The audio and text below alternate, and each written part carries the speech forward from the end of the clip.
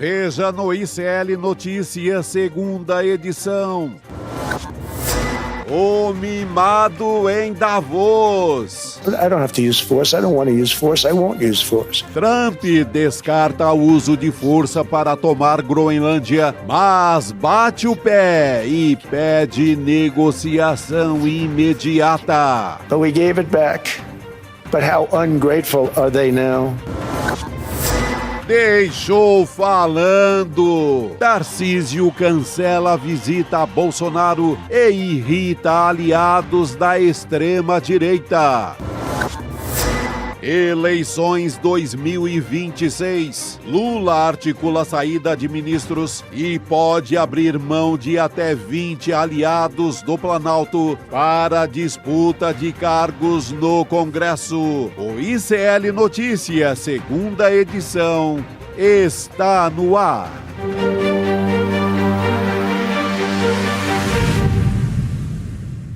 Olá, boa tarde. Hoje é quarta-feira, dia 21 de janeiro de 2026. Seja muito bem-vinda e seja bem-vindo ao ICL Notícias, segunda edição, deste Dia Nacional de Combate à Intolerância Religiosa. Intolerância religiosa esta que tem tudo a ver com o uso político da fé e a violação de direitos humanos. Boa tarde. Aí. Boa tarde, Roberta. Boa tarde, professor Juliano, boa tarde, comunidade. É isso aí, andar com fé eu vou, mas respeitando a fé de qualquer outro, qualquer outra. E respeitando, inclusive, os que não têm fé. Então, a coisa é por aí. É isso aí, né, professor? É isso, boa tarde, Roberta, boa tarde, Chico. Que bom, tá bacana essa coisa da Roberta começar o programa aqui lembrando dessas efemérides, porque pode parecer que é só um símbolo no calendário, mas essas datas servem para a gente refletir também sobre os nossos problemas, sobre acontecimentos que são importantes serem recordados. Você lembrou outro dia o grande discurso do Martin Luther King, e hoje lembrando esse dia importante. Tem tanta coisa importante no nosso calendário que a gente pode lembrar, e estamos aqui para repercutir este e outros temas da política brasileira. É interessante a gente falar sobre religião, né? Porque a religião hoje em dia é tratada como um projeto político de poder, né? Então, assim, é a manipulação da fé, da Bíblia, da leitura, da teologia, tudo junto e misturado. A gente está falando de uma população evangélica, principalmente, que é muito grande. Sim. E que, através do fundamentalismo religioso, cria uma aversão nas outras religiões, principalmente religiões de matriz africana. É só olhar os dados, né? É, porque é uma religião muito politizada, né? Em que você tem lá um pastor que se acha no direito de negociar os votos da sua audiência, do seu auditório lá, da sua igreja. Então chegou a esse ponto. É muito abuso, né? É complicado, né? E deixa eu aproveitar então para dar um abraço aqui para quem está na nossa audiência, o pessoal do Axé e Leobá, lá do Jabaquara, Zona Sul de São Paulo, a primeira casa do candomblé, tombada pelo patrimônio histórico de São Paulo, uma casa de 1950, um terreiro de 1950, e que é uma expressão também importante da resistência cultural das religiões de matriz africanas. Estão aqui na nossa audiência também. Um abraço para o Fábio, para a mãe Paula, para a turma que está nos acompanhando aqui. É isso aí. Maravilha. Do axé para quem é de axé, amém para quem é de amém, e o importante é o respeito. Acho que são caminhos diversos que levam a um objetivo comum. Vamos chamar Heloísa Vilela, que está lá em Brasília. Oi, Elo, boa tarde para você, seja bem-vinda. Boa tarde, Roberta. Pois é, vamos lá. Brasília parece sossegada, mas eu acho que não está nada sossegada com as últimas notícias do dia de hoje, viu? O negócio aqui tá pegando fogo. A gente vai tratar desse assunto daqui a pouquinho, Elo. Eu queria abrir com você falando sobre Donald Trump, né? Porque o presidente discursou hoje em Davos e voltou a defender a compra da Groenlândia pelos Estados Unidos.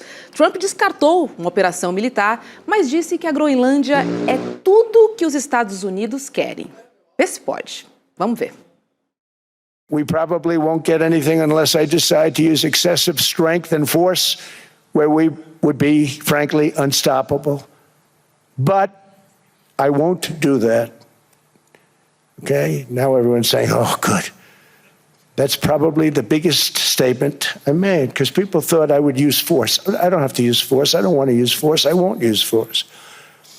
All the United States is asking for is a place called Greenland, where we already had it as a trustee, but respectfully returned it back to Denmark not long ago after we defeated the Germans, the Japanese, the Italians, and others in World War II. We gave it back to them. Que empáfia, Elô. Cara. E olha só, mais tarde, depois desse discurso em Davos, o Trump teve uma reunião com o secretário-geral da OTAN, o Mark Rutte, e disse que definiu uma estrutura para um acordo para a compra da Groenlândia. E disse que, como parte desse acordo, não vai impor as tarifas aos países europeus que entrarem em vigor, que entrariam, na verdade, né, essas taxas em 1º de fevereiro, Elô. Mas assim, ele falou que não teria ali força, mas ameaçou também, né, o Trump.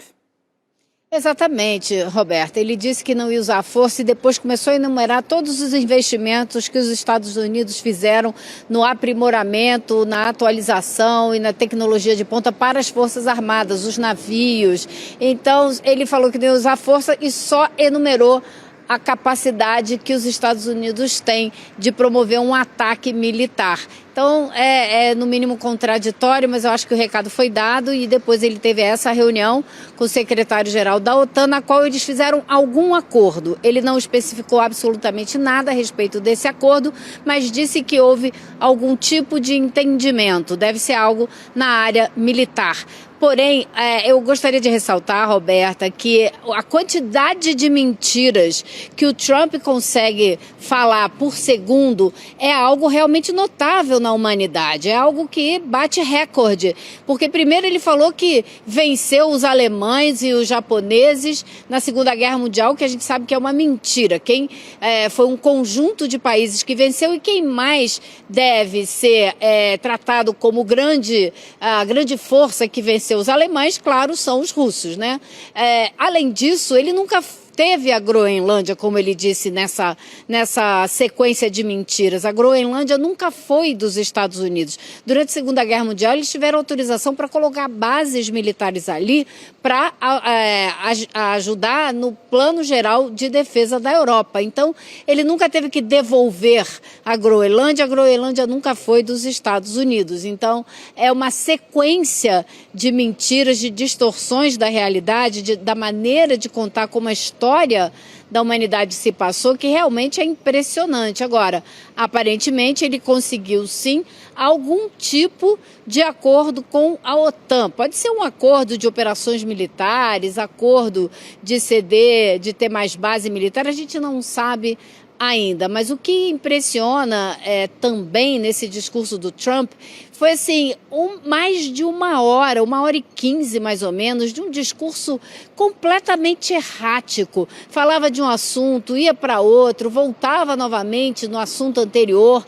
Algo realmente inacreditável, com declarações abjetas, né? Ele chegou a falar dos cidadãos da Somália, dizendo que ele pensava que o QI deles era mais baixo do que ele constatou ser, e por aí vai. Uma série de declarações a respeito de imigrantes.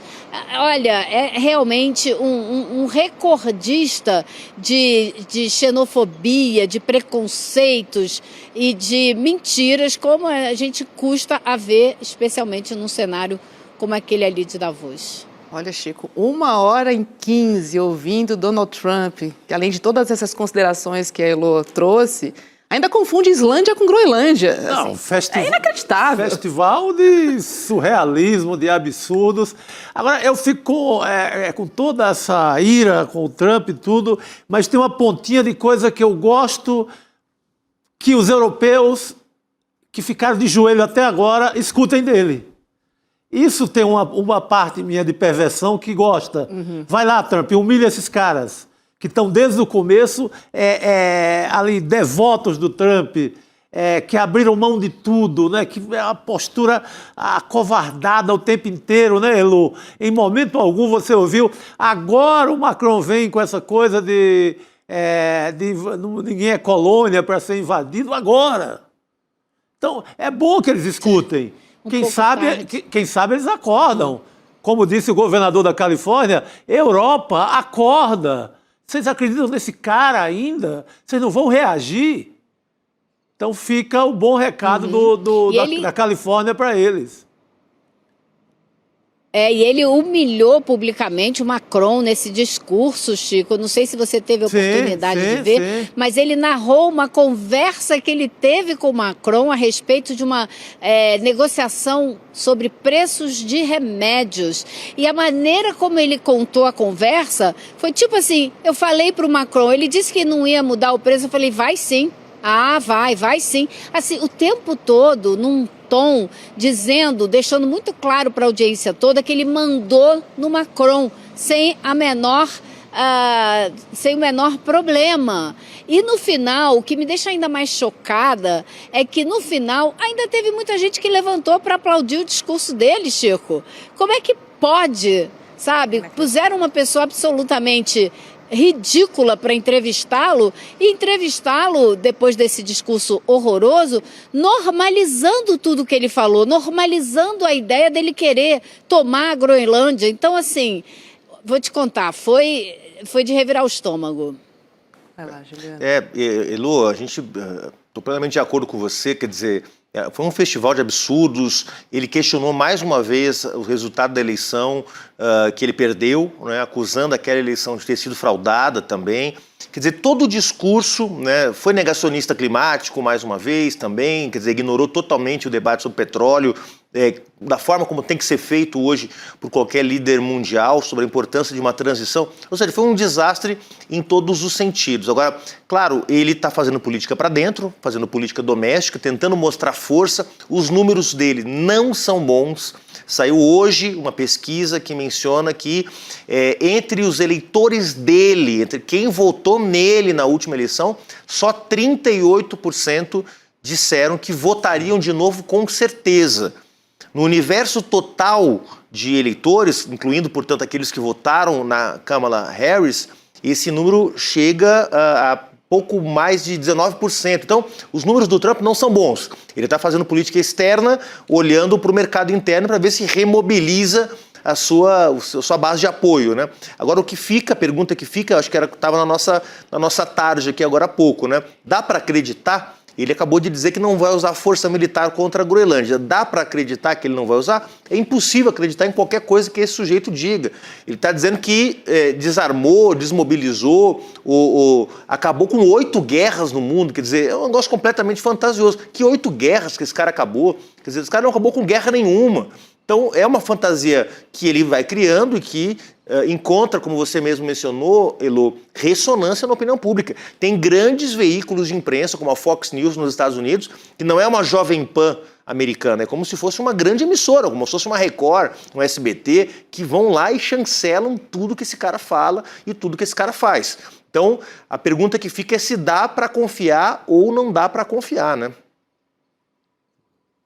Olha, a Fox News, inclusive, é mais do que uma Record e um SBT. É a primeira colocada na audiência nos Estados Unidos. Ela é gigante e ela cresceu justamente fazendo o discurso da extrema-direita. Agora, o Trump falou uma mentira atrás da outra. Ele pintou o quadro econômico dos Estados Unidos como se estivesse uma maravilha, como se não houvesse inflação de alimentos, como se o povo dos Estados Unidos estivesse super feliz com ele, o que obviamente não se reflete nas pesquisas de opinião, como você já disse. A popularidade dele vem caindo, não vem aumentando. Ele ainda disse, com a maior cara de pau, que a Alemanha caiu no truque, no golpe da energia verde, que se ferrou por causa disso, sem dizer que a Alemanha está pagando muito mais pela energia do que pagava. Só não falou para ninguém que foram os Estados Unidos que sabotaram o gasoduto que foi construído pela Alemanha e que trazia o gás direto da Rússia para a Alemanha. Isso ele não conta, que eles foram lá e explodiram o gasoduto, né? Então, assim, é uma sequência de mentiras inacreditável e, claro, você tem todíssima razão. Não se pode confiar nem no suspiro de Donald Trump.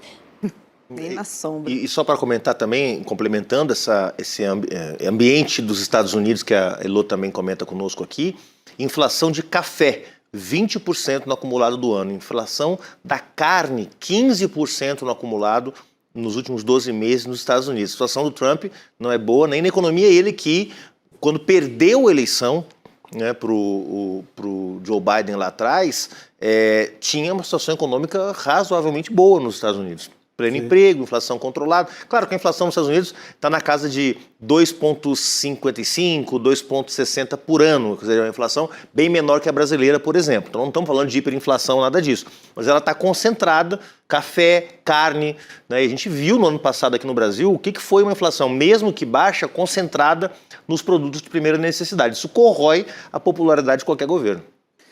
Elô, vamos tratar um pouquinho dos nossos assuntos para você ver como ele fala do Brasil. Vai lá. Só um segundo, só para você ver como ele fala qualquer coisa que lhe vem à mente, mente até não poder mais. Ele ainda disse no discurso, pois é, vou conversar daqui a pouco com o Zelensky, resolver o problema dessa guerra da Ucrânia. O Zelensky nem está em Davos. Pois é. Olha só, enquanto isso, a Bolsa de São Paulo explodindo, né, no dia de hoje, assim. A gente vê claramente que a imprevisibilidade de Donald Trump, ela realmente afeta todo o mercado mundial. Queria tratar dos nossos temas também, que são importantes. Vamos falar agora do cenário nacional, porque o governador de São Paulo, Tarcísio de Freitas, ele adiou uma visita que faria ao ex-presidente Jair Bolsonaro, que está preso na Papudinha, em Brasília. Segundo a Secretaria de Comunicação do Estado, o Tarcísio pediu o adiamento por causa de compromissos aqui em São Paulo. Então, uma nova data deve ser agendada. Segundo apurou o Estadão, o governador evitou o encontro porque seria enquadrado por Bolsonaro para ajudar a campanha do filho Flávio ao Palácio do Planalto. Aliados do ex-presidente demonstraram um descontentamento com o adiamento, interpretando o gesto como uma decisão política. As declarações de Flávio, nesta terça-feira, tentando direcionar a narrativa do que seria o encontro de Tarcísio e o ex-presidente, talvez tenham azedado o clima. O episódio evidencia tensões internas do grupo político de Bolsonaro, especialmente em relação ao posicionamento de Tarcísio para o futuro do cenário eleitoral. Então é isso, adiou, deve ir, talvez essa declaração do Flávio aí tenha pesado na decisão do governador de São Paulo, Elô. Deve ir, mas não pediu nova data, né? Só falou, a gente se vê uma outra hora, assim, eu compro na volta, né? Aquela coisa assim. Não marcou, não pediu uma nova data. Não é assim visitar o Bolsonaro, né? Você não sai de São Paulo, pega um avião e bate na porta.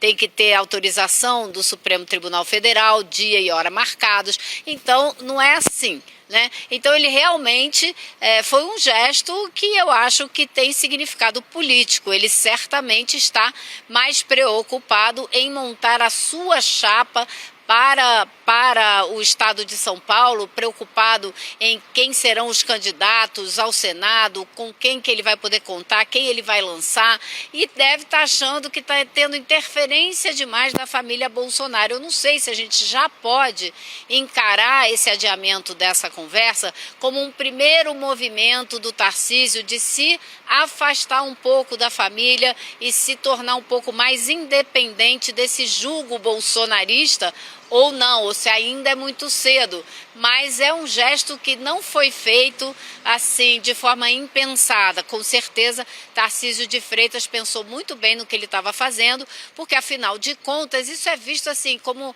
traição. Afinal de contas, o seu grande líder, o homem que fez de você um político, está lá preso, coitadinho, precisa de visita, e você nem vai lá visitá-lo num dia e hora que já estavam determinados. Tem gente no círculo do Bolsonaro, segundo a imprensa aqui de Brasília, dizendo que como assim, o que você tem de mais importante para fazer do que visitar o Bolsonaro? Então essa é a maneira como eles enxergam, né? E essa atitude dele pode criar mais atrito. Agora, por outro lado também, a gente tem que levar em consideração que os bolsonaristas, né, a família Bolsonaro, hoje em dia também precisa do Tarcísio. Não é uma via de mão única mais. O Tarcísio é o governador de São Paulo e, segundo as pesquisas, vai se reeleger com certa tranquilidade. Então ele também tem lá o seu capital político para colocar nessa equação, né?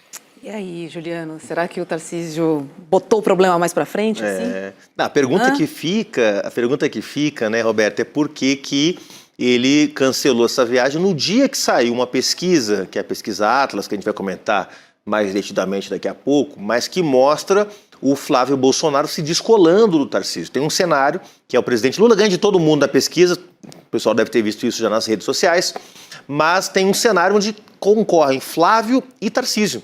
O Flávio bate 18% e o Tarcísio 11%. Ou seja, essa ideia de que o Tarcísio poderia ter voo próprio sem o aval da família Bolsonaro caiu por terra. O Flávio não existe. Existe. Flávio Bolsonaro vai se consolidar como o nome do bolsonarismo, né? Claro, o Tarcísio não tem um prêmio de consolação qualquer. Ele é o governador de São Paulo e vai para a reeleição com muita força, com chance de vitória. Então não é um prêmio de consolação qualquer. Tarcísio é um cara ainda jovem, não é um sujeito que está no fim da sua carreira política, muito pelo contrário, está começando agora. Mas eu acho que a Elô está corretíssima. Quer dizer, pode ser que essa não ida a Brasília nesse momento, no momento em que sai pesquisa que mostra que o Tarcísio não tem esse fôlego todo, também seja para dar uma esfriada, né, nessa pressão que o Tarcísio tem sofrido de agentes do mercado, principalmente, que não querem o Flávio, porque sabem que com o Flávio a vitória do presidente Lula fica mais assegurada, mais encaminhada, né, e que querem manter o Tarcísio no páreo. Sai uma pesquisa em que o Tarcísio está 7 pontos atrás do Flávio, e ele indo para Brasília reforçaria a ideia de que é candidato, talvez ele tenha colocado o pé no freio, aproveitando essa pesquisa que saiu hoje também. E aquela coisa, né, Chico? O Flávio tem um sobrenome, o Tarcísio não é um nome nacional. Não é. Né? Eu até imaginava que ele tinha feito criado alguma coisa mais substanciosa na política, não criou. Ele é um grande personagem para a Faria Lima, para a turma do dinheiro, para o dinheiro nacional, para o agro. Quem tem muito dinheiro, ele é o grande candidato. Um pouco também para a mídia dita tradicional também, ele é um grande nome. Mas ele não é um grande nome para o eleitorado ainda. Exato. Ele é fraco, não construiu ainda, depende do bolsonarismo, e se eu fosse ele, seria mais cuidadoso nessa arte de desligar do bolsonarismo, para soltar a mão. Porque ele corre o risco de virar um Dória, que faz aquela camiseta Bolsodória, se elege. Depois o Tarcísio não tem ainda vida própria. O mais louco é isso. Ficou jornal, mídia, todo mundo Tarcísio.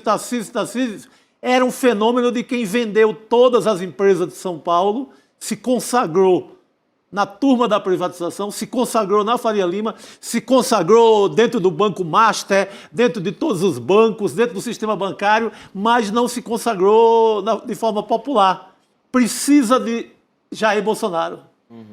Se eu fosse ele, eu tinha, inclusive, ido visitar agora. Teria ido, então. Já botar a bola no chão. Não, imagina, eu dependo dele. Imagina a hecatombe que é o bolsonarismo dizendo você não está sendo fiel o suficiente, estamos lançando aqui o Derrite, estamos lançando aqui o irmão do Bolsonaro, estamos lançando aqui algum bolsonarista, um Bielinski da vida. Imagina a confusão que isso seria aqui em São Paulo. Aliás, seria lindo, né? Mas é difícil que aconteça porque significaria entregar o governo de São Paulo. Agora, acho até ousado. Se o projeto é esse, Elô, de rompimento, também tem que começar alguma hora, né? Sim. E está um pouco longe da reeleição, mas se a reeleição estivesse mais perto, romper com o Bolsonaro significaria, inclusive, não se reeleger em São Paulo. Porque está mostrando que não tem força política, não tem força de rua, tem força de bastidor.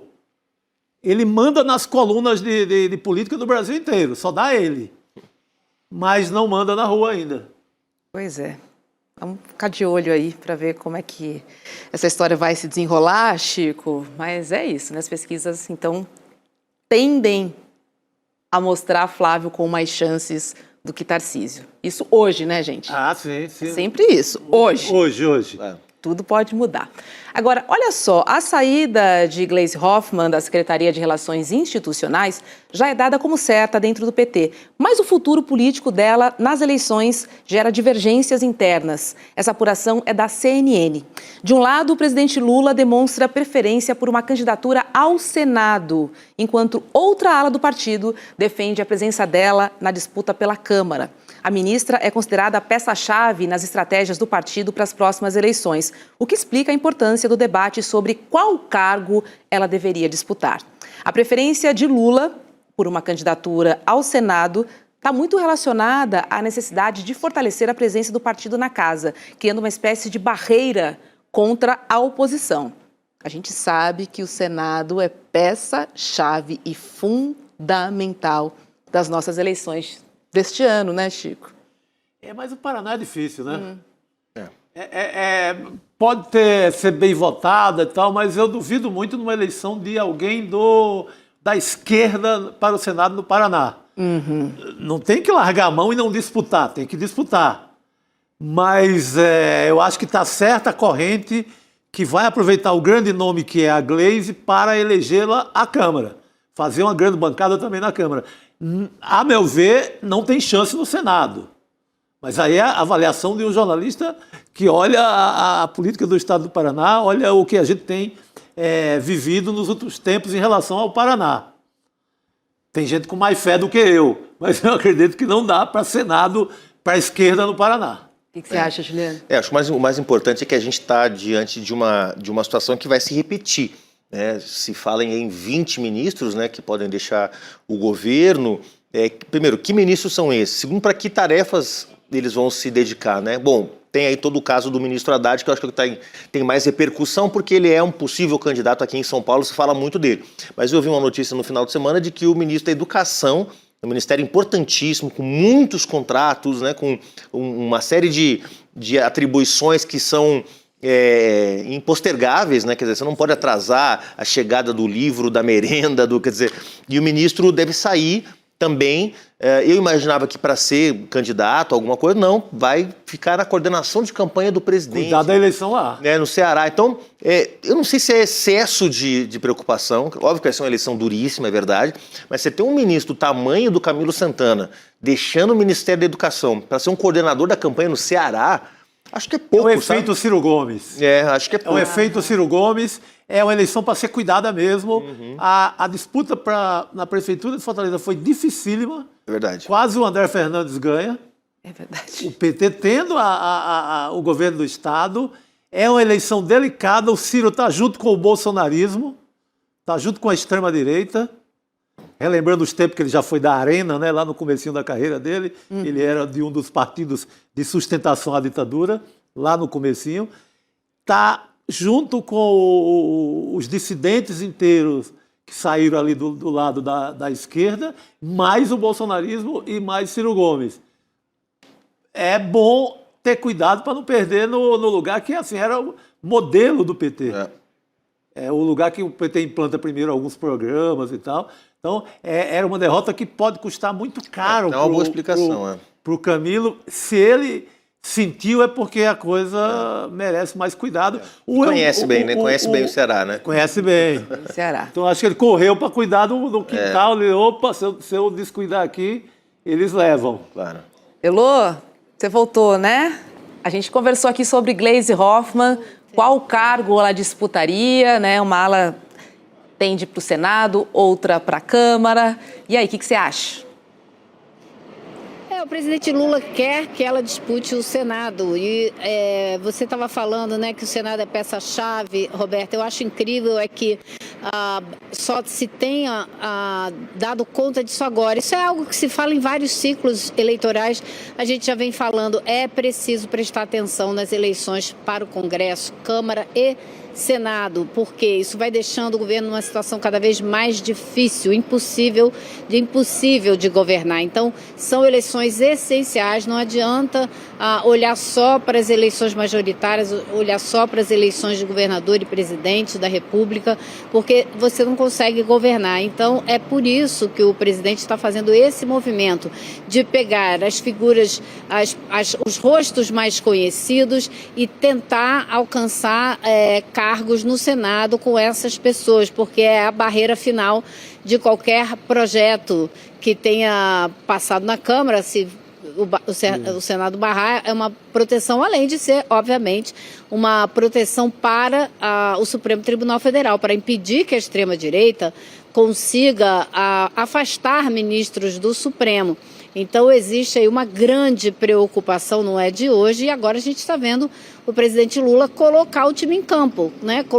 Começar a tomar as decisões que ele acha que são necessárias para impedir que a extrema-direita tome o Senado. Agora, acho que vai ser uma briga muito difícil no Paraná. né, para chegar ao Senado. Não é fácil. A Gleisi Hoffmann teria uma eleição tranquila, reeleição tranquila na Câmara dos Deputados. No Senado, a brincadeira vai ser bem mais complicada. Exato. Vamos ficar de olho, né? Porque além de Gleisi, o governo deve perder outros 20 ministros, né? Que vão precisar deixar suas pastas aí para serem candidatos nas eleições em outubro. Nomes importantes, nomes conhecidos. Então, a estratégia aí do presidente Lula de emplacar esses nomes também, né? No Senado, na Câmara, enfim. Agora, olhando o copo meio cheio, Robson, também pode servir para o governo também acomodar algumas insatisfações. Né? Porque mesmo, tem gente, 6 meses, 8 meses como ministro, não dá para entregar quase nada, né? Você vai pegar uma casa que está quase pronta, vai só morar na casa e dar um tapa ali na reta final. Mas é possível que tenham setores dentro do próprio PT, dentro dos aliados do presidente e até mesmo no Centrão, que é um lugar para onde o Palácio está olhando sempre, né? Porque sempre tem dissidências no Centrão. Daqui a pouco você coloca lá um deputado do Centrão, de um estado, e a partir daí você consegue atrair um aliado. Pode ser que esse copo meio vazio também possa estar sendo olhado pelo Planalto dentro dessa lógica também de acomodar alguns setores que possam ser atraídos a partir da ocupação desses espaços. Vamos ver, ainda tem 2 meses pela frente, né? Mas esse vai ser um tema recorrente, a Elô vai trazer muitas informações para a gente daqui até o dia 2 de abril, que é quando acaba o prazo para se desincompatibilizar os cargos do Executivo Federal. Vamos ficar de olho. Sidônio parece que não vai mais sair. Então, a Elô vai trazendo, vai atualizando para a gente, porque é muita gente, né, Elô? Querida, um beijo para você e uma ótima noite. Descanse. Tchau, pessoal. Boa noite. Boa noite, Elô. Obrigado, querida. Deixa eu trazer uma notícia pelando aqui. Opa! Que é a seguinte, o advogado Valfrido Vardi saiu da equipe de defesa do Daniel Vorcaro, o dono do Banco Master. A informação foi confirmada por ele mesmo para a jornalista Andréa Sadi, da Globo News. A saída acontece em meio a comentários de bastidores de que, apesar do advogado não querer, preste atenção, hein? Vorcaro teria cogitado aceitar uma proposta de colaboração premiada. Chico, Brasília está tremendo. Não faz não. Não. Sabe por quê? É mais jogo, dá mais dinheiro ele vender o silêncio dele. É muito mais rentável financeiramente, que é a área dele, a área que ele gosta. A gente viu que é um ganhador de dinheiro. É muito mais rentável vender em suaves parcelas ao longo da vida inteira agora o silêncio dele. Ele forma até um banco novo, se ele quiser. Faz o que ele quiser com esse silêncio dele. Com a delação, vai dar cadeia, vai diminuir a pena. Crime financeiro no Brasil, quem está na cadeia? Quem está na cadeia tendo um advogado grande? Ninguém. Não vai dar nada de cadeia para ele. Por que eu vou fazer essa delação? Eu me estragaria com todas as minhas... com todos os meus sócios, amigos, investidores, complicaria a vida dessas pessoas, não ganharia um centavo, pegaria a mesma cadeia que eu vou pegar, porque crime de mercado financeiro, a gente vê que ninguém fica preso mais do que 10 dias, pegando o melhor escritório de advocacia de São Paulo, não fica. Não fica mesmo. Impressionante como o crime compensa, né? Então, o silêncio dele vale ouro. Sabe esse ouro todo que o mundo está investindo agora, com medo da crise? Da crise? Ele vai ganhar esse ouro todo.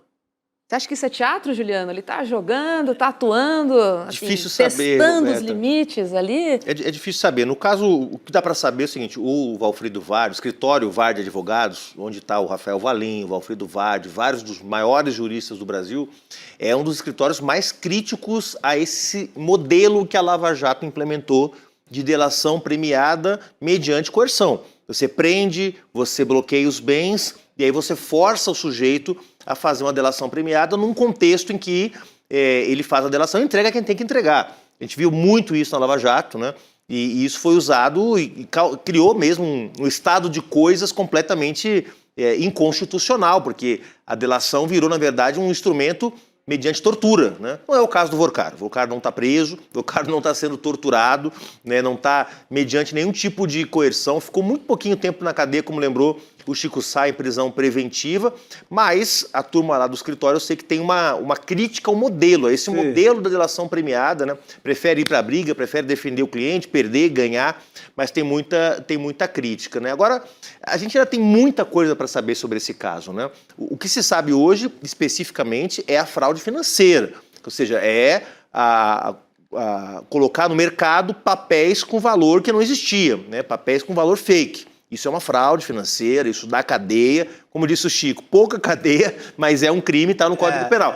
Tem mais coisa por trás? Tem lavagem de dinheiro? Tem relação com um crime organizado? Essas coisas valeriam uma delação. Sim. Porque entregar aos agentes públicos que facilitaram que essa fraude se perpetuasse no tempo é importante? Vai prender talvez aí 2 ou 3 diretores do BC, talvez pegue um ex-ministro do governo Bolsonaro, porque isso não começou aqui, começou lá atrás, e por aí fica. Agora, será que o Vorcaro e o Banco Master estão por trás de outros tipos de crimes mais complexos? Isso sim seria algo que valeria uma investigação e valeria uma delação premiada. Você pega, por exemplo, o cunhado dele, o Zetel? O Zetel lá, que é pastor da igreja da Lagoinha, lá em BH. Ele já é o maior doador da campanha do Bolsonaro, o maior doador da campanha do Tarcísio, dá 5 milhões entre os dois. Ninguém dá dinheiro por bondade assim. Ele tem ligações fortes com personagens do Centrão, que a gente sabe. São citados diariamente, no mínimo, o Antônio Rueda, presidente da União Brasil, e o Ciro Nogueira, também, que é um nome de ponta, um grande nome do Centrão. Esse cunhado, ele tem grandes implicações. Ele é só um ramal do Vorcaro. Dá para fazer uma confusão gigante na política nacional. Eu acho que pega um pouco o governo Tarcísio aqui em São Paulo, pega o Bolsonaro, que já está preso mesmo, mas ele não ganha quase nada com isso. Ele não tem sequer a pena estabelecida. Como é que eu vou fazer uma delação? Quanto eu vou ganhar dessa pena se eu não sou sequer condenado? Quantos anos eu vou pegar? Quantos anos eu vou descontar se eu fizer a delação? Ele não sabe nenhum cálculo, ele não tem nenhum cálculo disso ainda. Não é momento de delação. Pode até chegar esse momento, mas o escritório pode até ter discordado disso. Como é que você já quer delação se você não sabe sequer o tamanho da capivara que você vai pegar? Quais são as acusações, né? Ele está sendo investigado ainda, né? Ele foi preso na preventiva. Quais são as acusações? Qual é a conclusão do inquérito, né? Ainda está sob investigação, né? E esse, inclusive, é um dos embrólios envolvendo o ministro Toffoli, né? Sim. Que é o quê? Bom, deixa a PF investigar e depois... Não. A PF achou aqui o áudio, me traz. Fez a perícia no celular, me traz. É isso que está levantando todo esse mal-estar, para falar o mínimo, né? Que envolveu a volta do ministro Fachin, quer dizer, toda uma comoção dentro do Supremo em relação ao Toffoli, que a gente vai comentar aqui daqui a pouco. Porque o escritório pode ter desistido também pelos expedientes dele. Estava tentando via TCU uma manobra que Podem ser vários motivos, pesada, na verdade. E talvez falar em delação especulação nossa. seja o mais estratégico, né? Para pressionar também. É o que dá mais... dá confusão, ajuda na venda de Rivotril em Brasília. Ajuda a indústria química, na verdade. É isso. Olha só, minha gente, o ICL realizou a maior pesquisa de opinião já feita no Brasil, com mais de 10 mil pessoas de todo o país que foram entrevistadas com métodos super avançados, tá? Para a gente descobrir a verdade, tá? A gente quer saber a verdade sobre como pensam os brasileiros. E os resultados serão revelados num super lançamento amanhã, quinta-feira, dia 22, tá?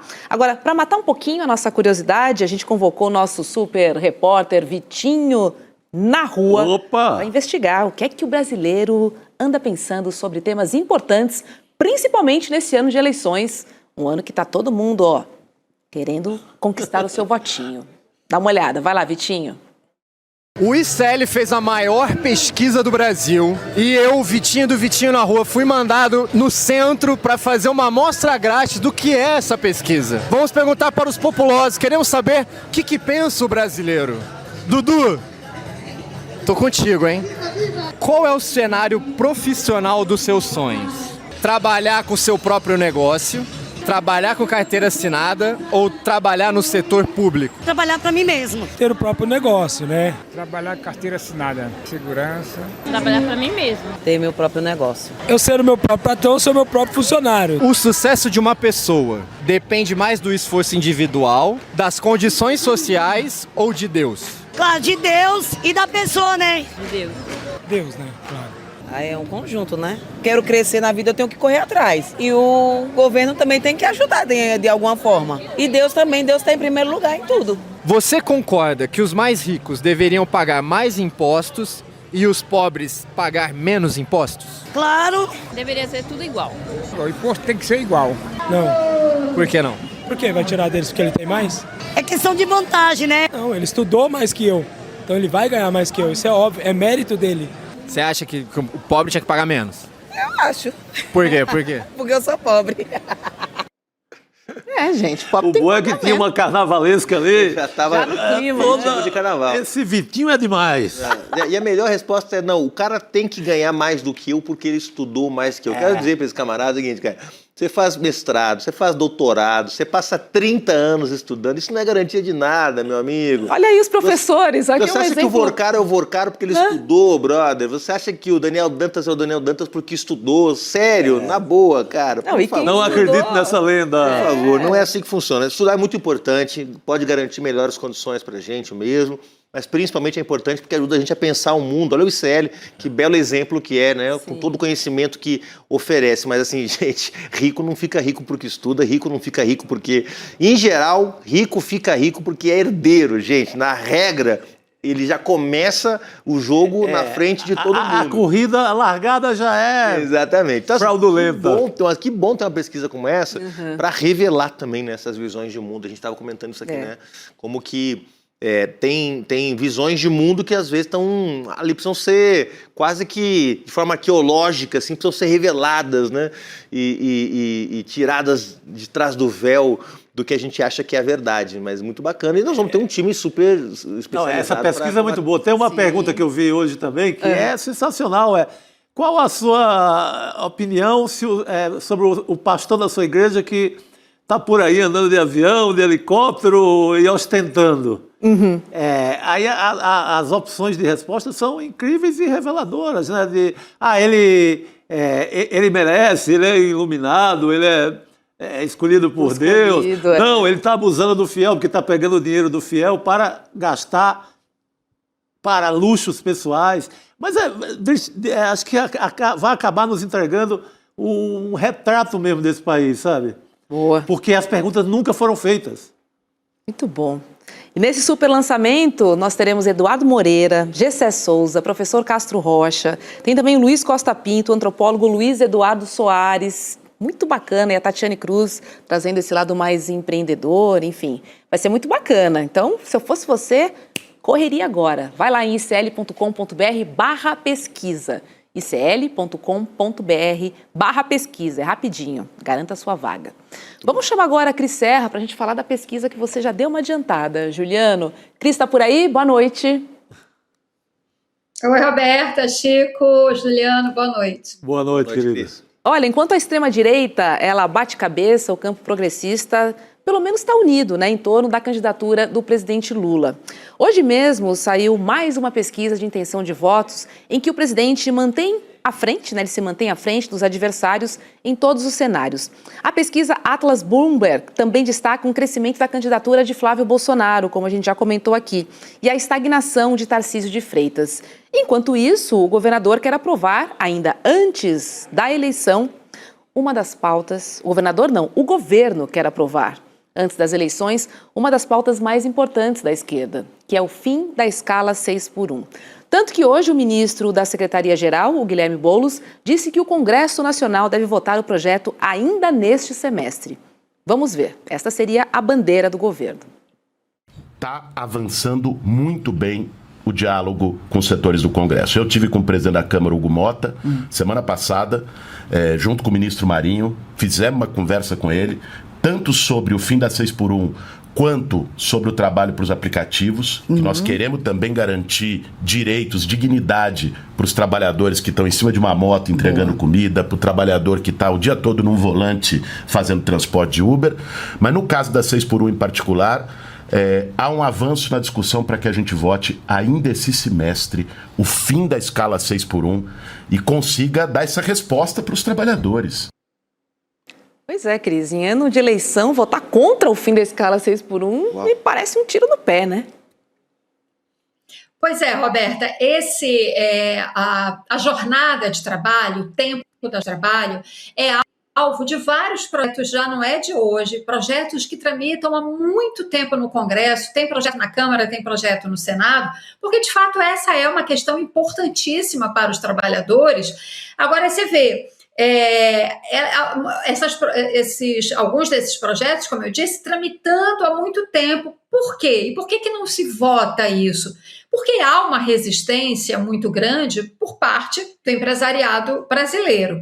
Como agora esse assunto, de fato, ganhou impulso, digamos assim, né, e em pleno ano eleitoral, como você falou, fica difícil para qualquer deputado ou senador, né, que vai ser candidato ou à reeleição ou vai ser candidato a outro cargo, dizer não para uma proposta que beneficia tanto os trabalhadores, né? Então, esse é um momento, de fato, favorável nesse sentido. Por ser ano eleitoral, o Congresso certamente terá uma dificuldade muito grande em derrubar essa proposta.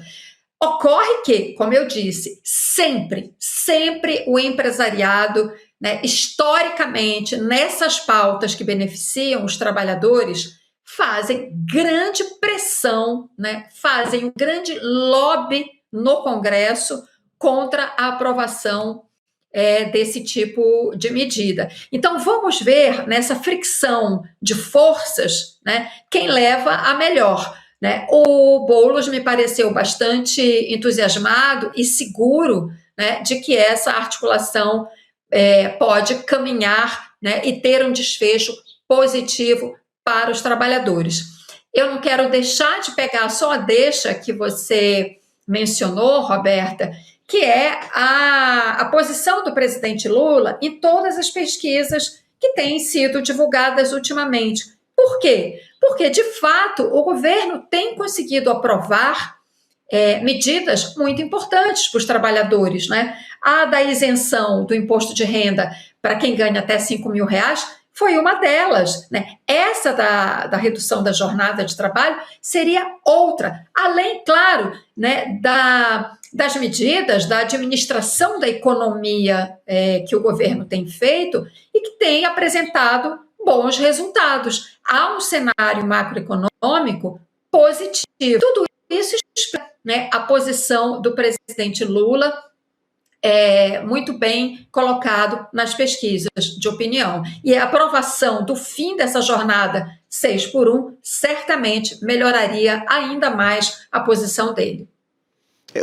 Cris, boa noite. O fim da escala 6x1, ela entra num debate que não é só econômico, né? Esse, inclusive, foi um tema que circulou muito no governo, se o governo tinha que focar só na economia.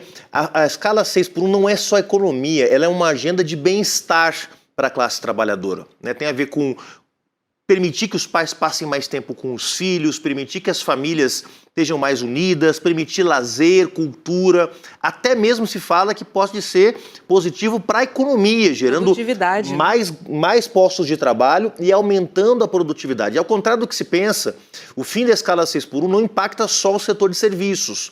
A gente pensa na pessoa que trabalha no varejo, na loja de calçado, na farmácia, no supermercado, mas pega inclusive setores especializados. Técnicos em enfermagem fazem escala 6x1, né? Pessoas que, na área da saúde, tem muitos trabalhadores que fazem a escala 6x1. Na educação também, profissionais de educação, não necessariamente professores, mas quem faz o acompanhamento pedagógico também. Então tem aí um setor, que a gente poderia dizer da baixa classe média, que também seria beneficiado. E como eu disse, não é só um ganho econômico, mas é melhorar ou ampliar essa sensação de bem-estar que já está presente, segundo as pesquisas, desde dezembro, aumentando no país. mais renda no bolso do trabalhador, mais expectativa de melhora da vida em 2026. Quer dizer, aquilo que é o ambiente ideal para alguém que está buscando a reeleição.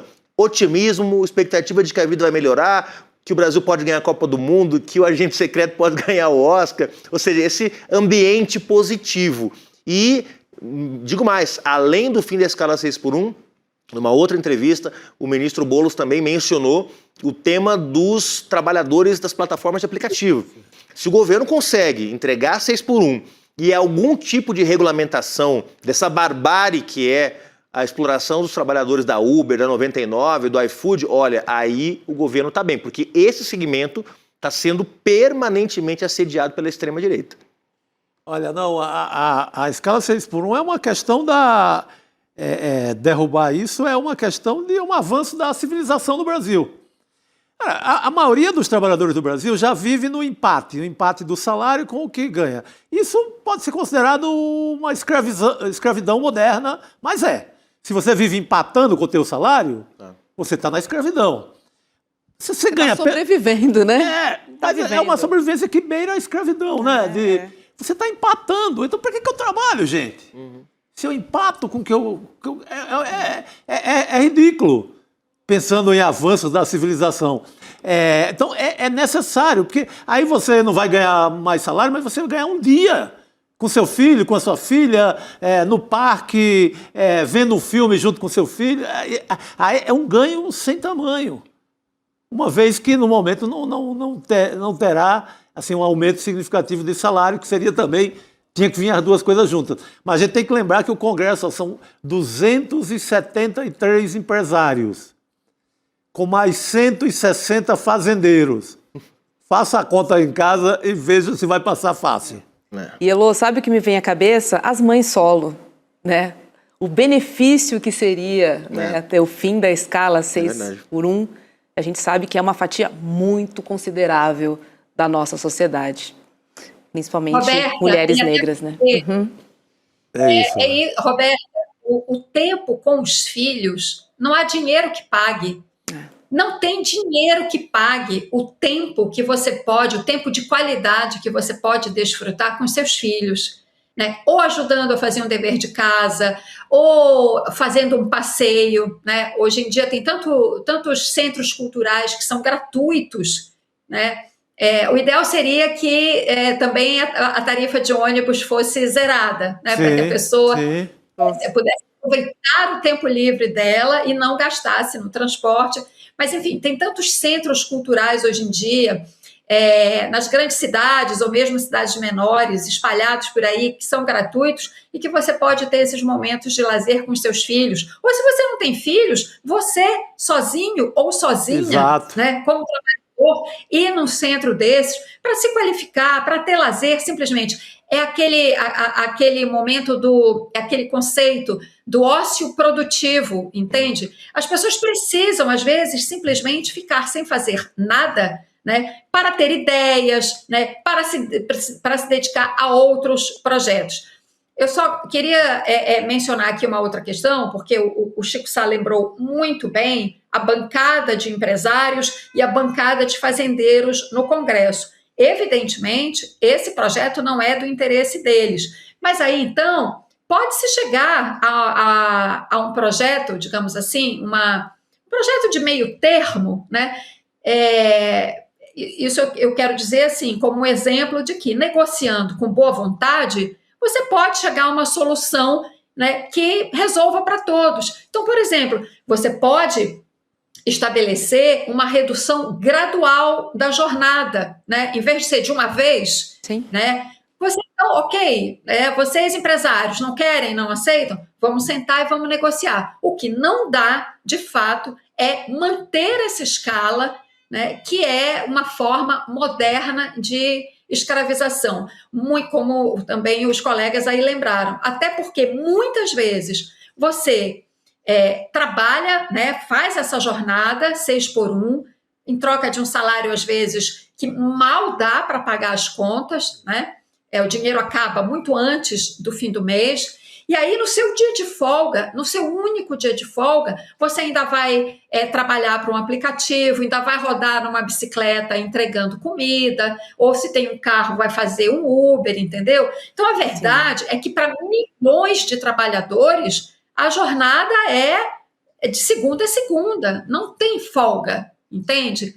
Então, por isso que, de fato, esse problema precisa ser enfrentado dentro disso que o Juliano falou, de uma agenda de bem-estar para as pessoas, uma agenda, na verdade, humanitária. É isso, Juliano. É isso aí. Descanso é luta. Claro. A gente não pode esquecer disso. Claro. Descanso é luta. E mais, né, gente, a gente está falando aqui também do tempo livre, descanso também renda. Porque um dia mais em casa, como a Cris lembrou, é um dia menos pagando a creche, um dia menos sobrecarregando um cuidador familiar, que pode ser alguém, uma avó, um avô que precisa ficar com essa criança e que também está deixando de ter sua renda. Ou seja, é uma cadeia. Porque o que nós temos que incorporar, pessoal, é que o cuidado é trabalho não remunerado.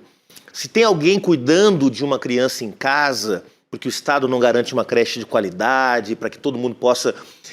este cuidado que está sendo feito por uma avó, por uma mãe, talvez a mãe mesmo, o marido, ou o pai, a mulher trabalha fora, esse cuidado é trabalho não remunerado. Tem alguém usurpando esse trabalho, tem alguém se apropriando desse trabalho indiretamente.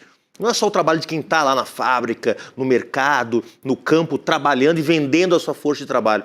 Mas a rede de cuidados que está armada para que esse trabalhador possa vender a sua força de trabalho também é trabalho não pago, não remunerado. Então, mais tempo em casa também é mais tempo deixando de ser roubado esse trabalho, porque a política de cuidados tem que ser reconhecida pelo Estado, pela sociedade, como trabalho também, precisa ser assim entendido pelo Estado, pelas empresas e pela sociedade como um todo. Vou fazer o seguinte, vou te dar o seu descanso. Muito obrigado. Ô, garoto. Vou decretar o seu descanso. Eu sei que você não trabalha na escala 6x1, mas por hoje aqui no N2, você está dispensado. Obrigado, pessoal. Obrigada, Nós, essa viu? semana não estaremos mais aqui, vamos estar num evento, primeiro encontro do MST, né, o 14º encontro do MST em Salvador, e no final de semana um encontro convocado pelo Gustavo Petro na Colômbia para debater o que está acontecendo, toda a pressão do Trump sobre a América Latina, e eu volto para contar tudo para vocês aqui na semana que vem. Nosso enviado especial. Muito bom. Valeu, Boa viagem, pessoal. bom trabalho. Boa viagem, querido. Obrigado. Ô, Cris, vamos falar agora de uma apuração do Jamil Chad, que é destaque do nosso portal, iclnoticias.com.br. É difícil tratar esse assunto, mas vamos lá. Olha só. No começo de janeiro, a hacker alemã, conhecida como Martha Ruth, ela tornou público os dados de 8 mil perfis, a maioria de estadunidenses e europeus, que faziam parte de um site chamado White Date, uma espécie de Tinder exclusivo para supremacistas brancos. A denúncia aconteceu durante um congresso na Alemanha, diante de um público de especialistas em segurança e gerou debates nas comunidades cibernéticas. Horas depois, o site saiu do ar. A reportagem do ICL Notícias constatou o tom xenófobo e racista das mensagens. Ela percorreu 10 perfis de brasileiros. Um deles é um homem de 26 anos, que é de Floripa. Ele diz que quer encontrar uma adorável mulher branca tradicional. Tem uma outra mensagem aqui que a gente pescou, Cris, que diz o seguinte, de um mineiro. Ele fala assim, ó: quero encontrar a minha parceira branca e preservar meus genes e raça. Tem um homem de São Paulo também que justificou a busca pelo site da seguinte maneira, abre aspas, moro no Brasil, onde há poucos brancos de verdade e isso me fez me sentir uma minoria. Fecha aspas. O aplicativo também conta com mulheres e uma delas diz o seguinte, anseio por um vínculo enraizado na honra, na tradição e num profundo senso de pertencimento. Cris Serra, vou passar a bola para você. Roberta, eu li essa reportagem, te confesso que fiquei chocada. É difícil até de ler e sobretudo, as frases, né, essas que você conseguiu ler desses brasileiros. Bom, pelo que a gente vê na reportagem, a hacker alemã conseguiu, então, mostrar que isso era um meio de disseminação, né, de racismo, um meio digital de disseminação de racismo, que é crime, né? Então eu espero, bom, saiu do ar, mas eu espero que as autoridades, né, sejam capazes de localizar as pessoas que criaram isso, né, e prender, processar, condenar, prender, enfim, né, todo o processo que deve ser feito, mas isso é crime. Não sei se os brasileiros que participaram desse aplicativo, né, que o Jamil conseguiu entrar e ver o que eles falavam, e faziam apologia ao racismo, claramente, né, e isto é crime também no Brasil, é crime. Não sei se, como o aplicativo saiu do ar, enfim, como é que as autoridades brasileiras poderiam fazer para localizar essas pessoas e processá-las também. Não pode haver nenhum tipo de hesitação, né, com relação à punição a esse crime hediondo que é o racismo, né? Precisa ver, então, como é que isso poderá ser feito, mas as autoridades deveriam se empenhar, no caso específico do Brasil, pelo menos, em localizar os perfis de brasileiros que estavam lá neste aplicativo fazendo apologia do racismo. É uma coisa mesmo de revirar o estômago a gente ler mensagens desse tipo, né? Em pleno século XXI, mas que não surpreende, né, diante dessa máquina de ódio em que esses aplicativos se transformaram, né? Máquinas de ódio pelos mais variados motivos, seja por raça, como é o caso, seja por gênero, seja por afiliação política, enfim, isso tudo está dentro desse pacote, dessa monstruosidade que é propagada pelas redes digitais, por aplicativos e tudo mais hoje em dia. A gente está sempre, como a gente não tem leis de regulação dessas plataformas no Brasil, a gente está sempre enxugando gelo, né? Não tem leis, não. Tem algumas, tem normas, tem algumas...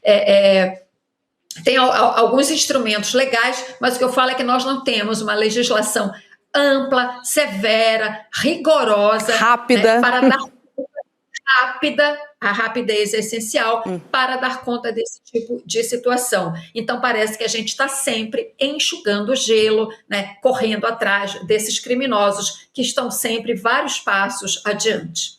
Aliás, não se fala mais em regulação das redes sociais, né, Chico? Isso também não se fala mais sobre isso. Não se fala. A Europa, que ensaiou boas leis assim, em vários países, e o enfrentamento das Big Techs, recuou geral. Está aí de joelho para o Trump. Não fala, fala mais nem do assunto. Eu creio que coisas como essas são sintomas, óbvio que é um sintoma mais extremado do mundo que a gente vive hoje. É o sintoma de um mundo que você tem o Trump invadindo países, com frases racistas. Você tem um Trump com conhecidíssimos casos de pedofilia não punido pelos Estados Unidos. Então, é sintoma do cenário político que a gente vive. Essas pessoas estão se sentindo à vontade.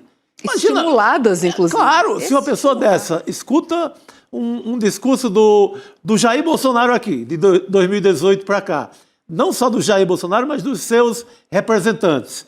A pessoa está autorizada. É o presidente do Brasil. É o ministro da Educação, como tivemos ministro da Educação racista, com com a caixa de ferramenta toda da extrema-direita e do bolsonarismo. Então, eram autoridades falando isso o tempo inteiro. O cara em casa, seja adolescente ou tenha 50 anos, ou seja esse branco aí que se acha puro de Florianópolis, que estava nessa rede, vai se achar no direito. Você vê hoje o discurso do Trump na Suíça? Bom, por que eu não vou me candidatar se o cara já é racista, já é um filho da P? Ele vai se candidatar a uma vaga dessa no Tinder nazista? Porque ele já tem um pouco daquele instinto e daquele repertório e ele vê a autoridade, o imperador do mundo, autorizando. Fica fácil. Se eu posso falar no microfone, que dirá ele nas redes sociais sem rosto. Pois né? é. As pessoas se sentem de fato estimuladas. um detalhe importante nisso que o Chico está falando, Roberta, é porque essas máquinas de ódio, elas vão inflamando as pessoas nas redes sociais, nos aplicativos, mas isso extrapola para a vida real. A gente viu aqui nos últimos dias o caso de uma turista argentina, né, que ofendeu, se eu não me engano, um garçom. Isso. Ela estava no restaurante, foi atendida, né, por um garçom, não gostou de alguma coisa e começou a imitar como se fosse um macaco. Ela deu tempo, né? Ela está usando, se eu não me engano, até tornozeleira eletrônica, né? A polícia foi chamada, ela foi na delegacia, enfim, teve que responder. Nem sempre quem faz esse tipo de ofensa é alcançado. Mas o que eu estou dizendo é isso. Você se radicaliza, digamos assim, nesse ambiente virtual, mas você transpõe isso para a vida real. Outro exemplo aqui, só para aproveitar o gancho que o Chico deixou sobre o Trump, né? Essa ofensiva dos agentes de imigração em Minneapolis, ela é voltada, ela tem como alvo específico a população de origem somali, africana de origem somali, né? Imigrantes somali que tem uma comunidade ali em Minneapolis significativa. Eles têm sido o alvo dessas abordagens mais violentas, dessa milícia, que para mim o ICE, né, os agentes de imigração, são uma milícia a serviço do Trump.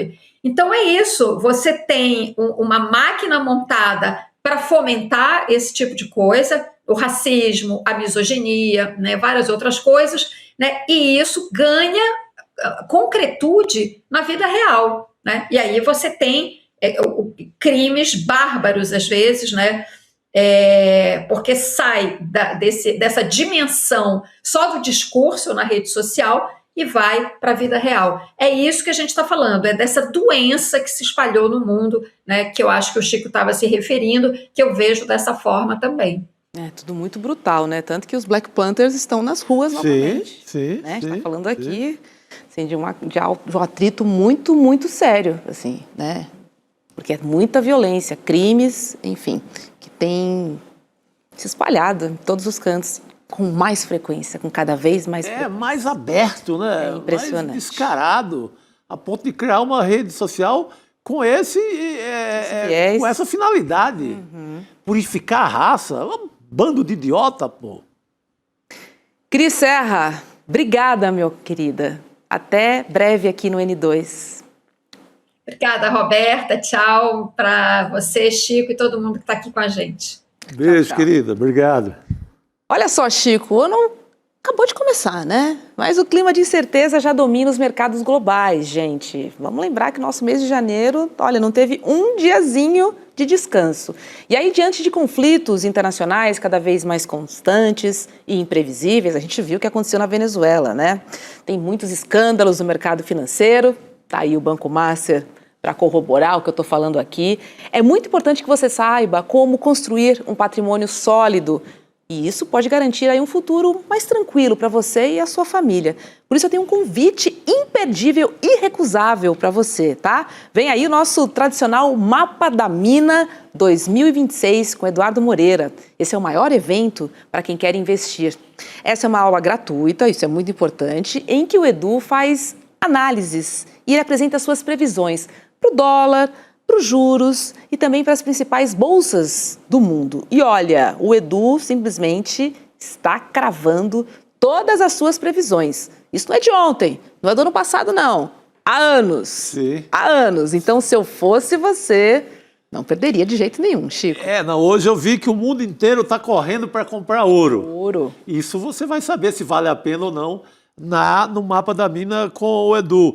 De vez por outra bate uma febre louca, esse povo aventureiro, falando de criptomoeda. Nossa. Vai ver o que Edu fala disso. Então, é um mundo que vive quase em regime permanente de pirâmide. Vê o caso Master. Vê a quebra hoje do banco, do Will Bank. sabe? Que era tido como o banco moderninho, lindinho, vamos todo mundo correr para lá. Você via ali nos programas dominicais de TV, na Rede Globo, o Will e aquela coisa toda. Sem burocracia. Sem burocracia, vem pra cá. corre para cá, não sei o quê. O que acontece? Hoje liquidado pelo Banco Central. Então, o mapa da mina te alerta. Eu, que não entendo nada desse universo, assim, eu não posso perder. É quase uma vacina para eu não fazer besteira, sabe? É isso, corra lá e garanta sua vaga em icln2.com.br. Vamos receber agora o professor Leonardo Trevisan para esta noite aqui no N2. Professor Leonardo Trevisan, seja bem-vindo, boa noite. Boa noite, Roberta, boa noite, Chico, boa noite a todos que nos escutam. Vamos lá. Boa noite, professor. O senhor administra bem as suas finanças? Eu faço mais ou menos, eu sigo os passos do que o Chico acabou de falar. Eu trato de prestar atenção para os meus trocos não virarem menor do que eu. É o meu medo também, professor. Eu vou assistir, porque é melhor assistir. Desse negócio eu não entendo muito, não. Exatamente, professor. Recomendo o mapa da mina para o senhor também, viu? Ô, professor, o presidente Donald Trump ele buscou uma argumentação histórica para defender o direito dos Estados Unidos sobre o território da Groenlândia. Em discurso em Davos, o Trump ressaltou o papel dos estadunidenses na defesa da ilha dinamarquesa na Segunda Guerra Mundial e disse que só a administração dele é capaz de continuar garantindo a segurança da região. Vamos ver. But we saved Greenland and successfully prevented our enemies from gaining a foothold in our hemisphere. So we did it for ourselves also. And then after the war, which we won it big. Without us, right now you'd all be speaking German and a little Japanese, perhaps. After the war, we gave Greenland back to Denmark.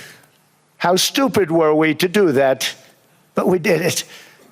But we gave it back. But how ungrateful are they now? Nossa, mas quão ingratos eles são agora, hein, professor Leonardo Trevisan? Eu estava assistindo aqui, sabe, Roberto? Quando vocês falaram da Tinder nazista. Essa argumentação cabe lá na Tinder nazista. É preciso ter bastante cautela com isso. O que o nosso presidente, nosso não, né, porque não é meu nem seu, né, o que o presidente Trump disse, né, foi uma ofensa grave, né, tanto aos europeus quanto de alguma forma, né, a quem morreu na Segunda Guerra Mundial. Né. Primeiro de tudo, dizer vocês estariam hoje falando alemão, é preciso lembrar que foram os europeus de início que resistiram a Hitler, não foram os americanos. É só olhar os dados, os números. E mais, viu, Roberto? Quem realmente ganhou a Segunda Guerra Mundial no chão, desculpe, isso é unânime entre os historiadores, unânime, foi a infantaria russa.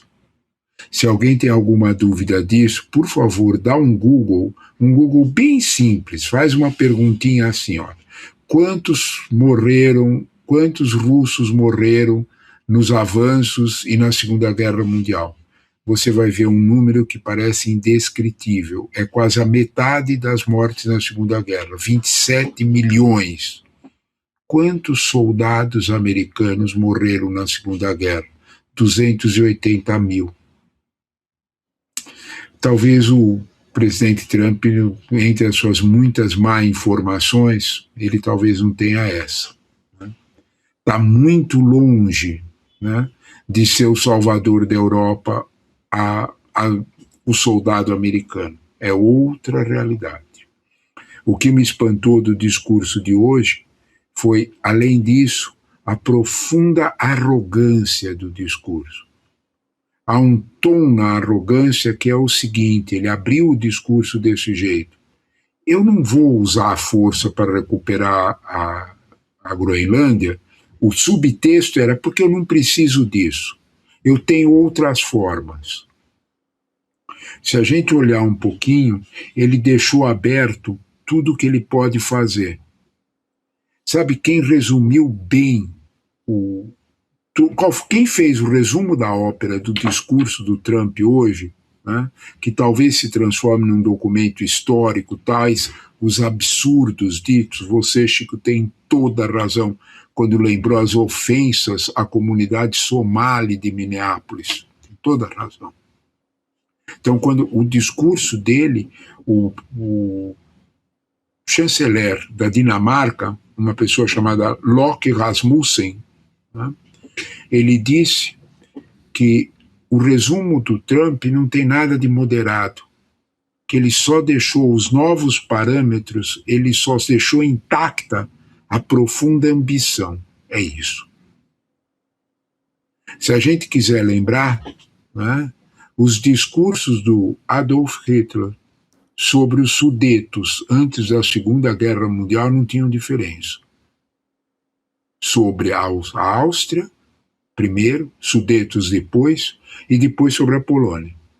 Professor, o senhor está dizendo que nós estamos num clima bastante parecido àquele da comissão de Munique, do Tratado de Munique, em que o nosso amigo, o senhor Neville Chamberlain, aquele do guarda-chuva, foi lá e passou a mão na cabecinha do Hitler e disse: olha, vamos acalmar a fera. Estamos sim.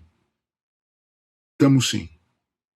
O Trump hoje, no final, depois desse discurso, que a gente pode comentar um pouco mais dele, né, ele fez uma declaração, como sempre, no Twitter, tudo aquilo que vocês estavam dizendo sobre as redes sociais, e nessa programação do Twitter, ele disse: olha, se os europeus se comportarem bem na conversa comigo, eu retiro as tarifas, e eles me ajudam a tomar conta da Groenlândia.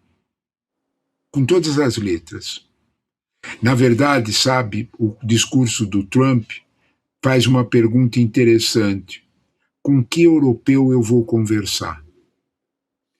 Chico, você não vai acreditar. Ele, no meio do discurso, ele parou o discurso e disse: está aí o Mark Rutte, desse jeito mesmo, com a mão esticada assim. Aí o Mark Rutte, as câmeras foram todas para ele, ele disse: estou aqui. Ah, obrigado, viu? Foi você que me chamou de papai, né? Desse jeito.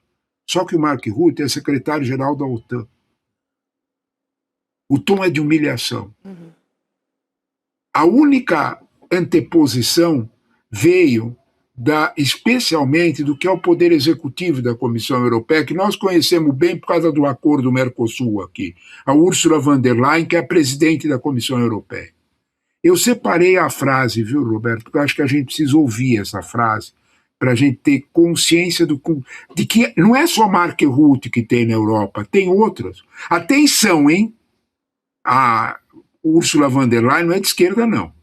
Ela é de centro-direita, católica, né? daquela visão bem alemã da realidade de centro-direita. Ela é da democracia cristã alemã. O que ela disse sobre as ameaças à Groenlândia? Nostalgia não vai nos trazer de volta a velha ordem. Nostalgia humana, tudo bem, mas precisamos aproveitar oportunidades. Só aproveitaremos essa oportunidade se reconhecermos que essa mudança, a mudança de Trump de ameaçar, é permanente. E aí vem a frase que me interessa. É hora de construir uma Europa independente. Foi por isso que o Trump fez o discurso que fez. Porque a nossa amiga, e é nossa amiga porque ela é favorável ao acordo Mercosul, por exemplo. Sim.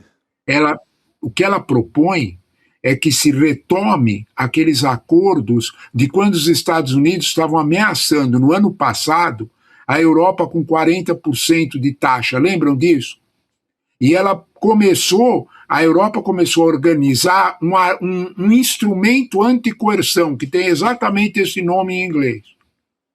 Roberto, esse instrumento tinha 3 bases. A primeira delas, para limitar o poder americano, para sentar na mesa falando de igual para igual, a primeira delas era dizer, olha, para de entrar empresa americana no continente europeu. Investimento europeu para de sair daqui para ir para os Estados Unidos. E a terceira era a que mais doía.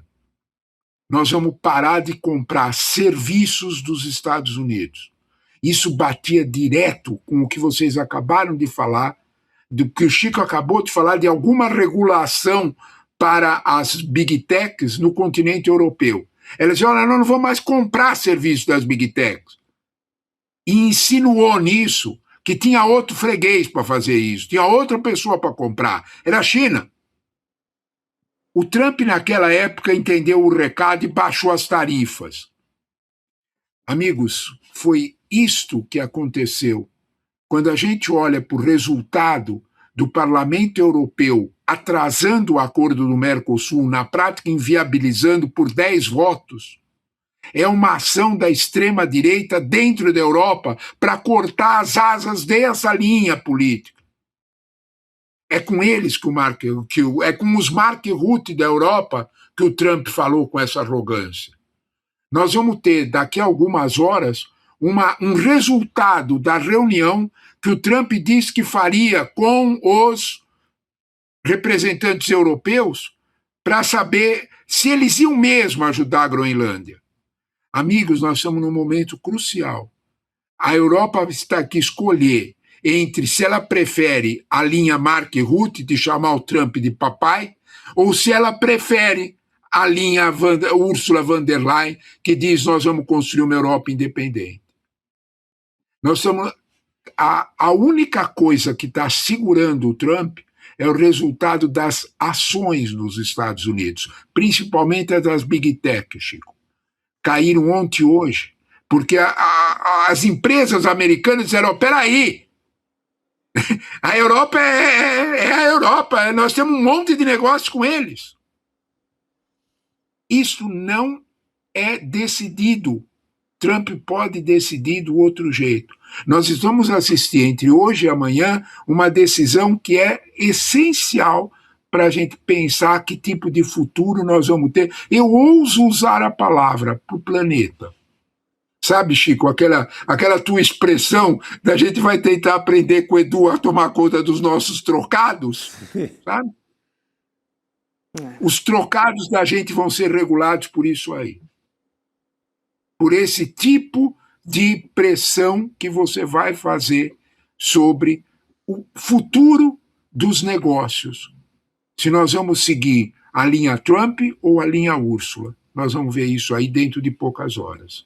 Pois é, professor. E falando em pressão, né, a gente já pincelou aqui sobre o Mercosul, realmente foi uma diferença de 10 votos, né? Então eles decidiram enviar o texto para uma análise no Tribunal de Justiça da União Europeia. Isso vai atrasar todo o processo, né, professor Trevisan? Por 2 anos, pelo menos, 18 meses, com certeza. A gente olha para isso e diz assim, foram os agricultores franceses que votaram. Mentira! Mentira, descarada. Quem forçou a derrota, claro que os agricultores franceses iam votar contra. Quem forçou a derrota foi a extrema-direita europeia. E, principalmente, o medo que provocar os agricultores, provocar a Europa de ontem, teria nas próximas eleições. A gente tem que olhar aquela frase do New York Times. Não é a expressão, isso é muito interessante, não é a expressão, tudo isso que nós estamos falando, a derrota do Mercosul, a derrota do acordo, a arrogância, a supremacia branca, falar dos imigrantes somalis como a Somália não é nenhum país. A gente olha para tudo isso, a gente não está olhando a voz de um homem. Nós estamos olhando a construção de um momento ideológico. A sacada do New York Times é importante. Nós estamos ouvindo um momento ideológico em que isso está brotando. Para a gente lembrar, né, é um mau sentimento que está de volta. É por isso que é meio histórico esse encontro agora em Davos, sobre que tipo de escolha a Europa vai fazer. Vai ficar com a Úrsula ou vai ficar com o Mark Rutte? Essa é a resposta que a gente está precisando. E hoje, professor, empresas europeias, grupos econômicos se desfizeram de 64 bilhões de ações amparadas no governo do governo dos Estados Unidos. Então começou a ter um reflexo imediato no mercado. Você tocou no ponto central. Olha o que aconteceu com o valor do ouro entre ontem e hoje. Olha a violência da subida do valor do ouro. As pessoas estão comprando ouro porque elas estão com medo do que pode acontecer com as reservas delas, seja em que moeda for. Professor, o senhor está dizendo que até o dólar está ameaçado? É claro que até o dólar está ameaçado. Tanto que é esse comportamento que você está resultando. É o comportamento de bolsa. Professor, mas se é assim, então o Trump não vai ser freado pela lógica econômica? Eu temo que não. É o alerta do New York Times. Deixou de ser, Roberta, a atitude de uma pessoa para ser a construção de uma ideologia. Tem uma ideologia graçando no mundo que é exatamente essa que vocês estavam comentando há pouco com a Cristina. Sim. Tem uma ideologia graçando no mundo. Nós já vimos esse filme. Nós não, né? Porque foi os nossos pais, no meu caso, e o avô da maioria dos que eu conheço. Nós já vimos isso acontecer. Observem que isso está no mundo inteiro. Você tem toda a razão, Roberto, de chamar atenção para que num Tinder nazista tem brasileiros. Você tem toda a razão de chamar atenção. Porque a gente pensa que isso é de lá de fora. Não. Tem um clima. É esse clima que está reproduzido no discurso do Trump hoje. É esse clima. Esse clima de supremacista branco, esse clima da Heritage Foundation, que é onde... Porque a gente olha para o Trump e diz assim, ele é um bobinho. Não. Tem método. Ele tem uma ideologia atrás disso. E é preciso lembrar. Por favor, Roberto.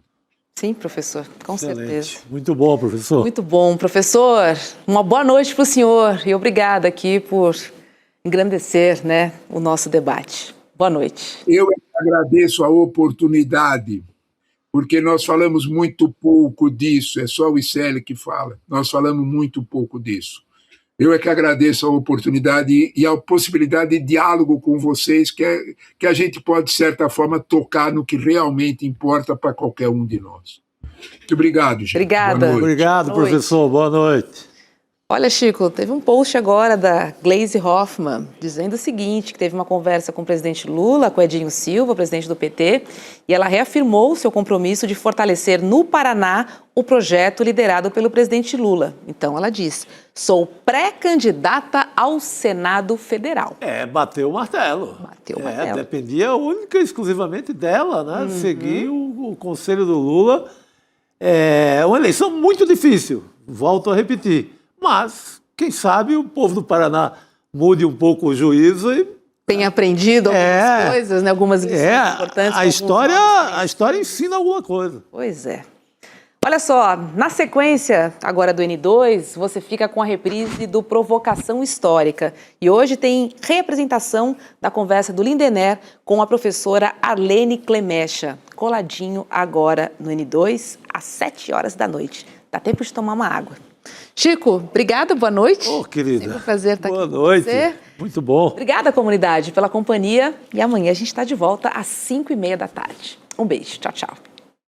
Nos últimos meses, o mercado financeiro do Brasil viu de tudo. Dólar oscilando, bolsa surpreendendo, fundos multimercados se recuperando depois de anos. Enquanto isso acontecia, muita gente que segue o mercado tradicional simplesmente não entendeu nada. Porque a verdade é uma só. O que o consenso do mercado fala não é necessariamente o que acontece no mundo real. E é justamente por isso que no dia 29 de janeiro, às 8 horas, eu, Débora Maganha, vou estar lado a lado ao Eduardo Moreira no Mapa da Mina de 2026.